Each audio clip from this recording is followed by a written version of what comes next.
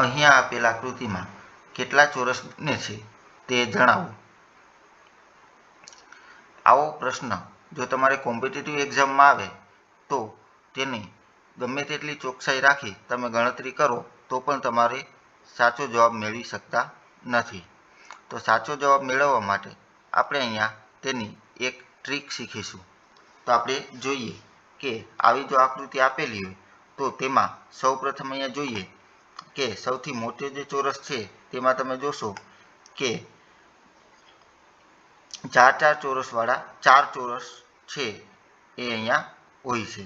એટલે કે અહીંયા 1 2 3 અને 4 એવી રીતના 4 ચોરસવાળું આ મોટું ચોરસ છે। તો તેનું આપણે આગળ જોઈ ગયા તેમ વર્ગની રીતે તેના ચોરસ મળે છે।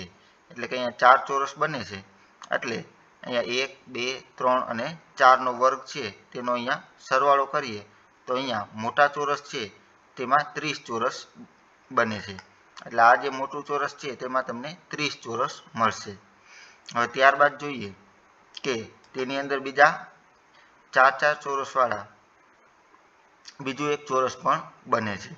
તો અહીંયા જોઈએ કે આ જે ચોરસ છે તેમાં 1 2 3 4 અને ઊભી લાઈનમાં પણ 4 ચોરસ બને છે। એટલે 4 વાળું આ ચોરસ છે એટલે તેમાં પણ આપણે વર્ગની રીતે 30 ચોરસ બનશે।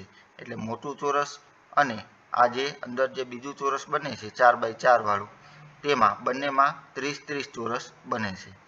હવે ત્યારબાદ જોઈએ કે આ બંને ચોરસ છે તેની ગણતરી તો થઈ ગઈ પણ હજી અમુક ચોરસ બાકી છે।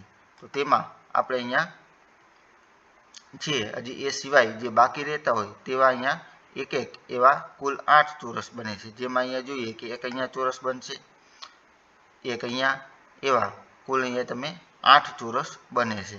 એટલે અહીંયા આપણે 30 + 30 અને 8 ચોરસ। હવે કોઈ ચોરસ બાકી રહે છે તો કે હા હજી અહીંયા ચોરસ બાકી રહે છે। તો તે કયા ચોરસ છે? તો અહીંયા તમે જોશો કે જે આ 4 નાના ચોરસ છે તેનાથી બનતું એક ચોરસ છે એવા કુલ અહીંયા 4 ચોરસ બને છે। એટલે આના 4 ચોરસ તમે જોઈ શકો છો। આમ કુલ અહીંયા છે 30 + 30 + 8 + 4 એટલે કે ટોટલ 72 ચોરસ બને છે। આમ કુલ 72 ચોરસ બનશે। આ રીતના તમે અહીંયા ચોરસની ગણતરી કરી શકો છો। તો વિદ્યાર્થી મિત્રો અમારી YouTube ચેનલને લાઇક શેર અને સબસ્ક્રાઈબ કરવાનું ભૂલશો નહીં। બધાનો આભાર।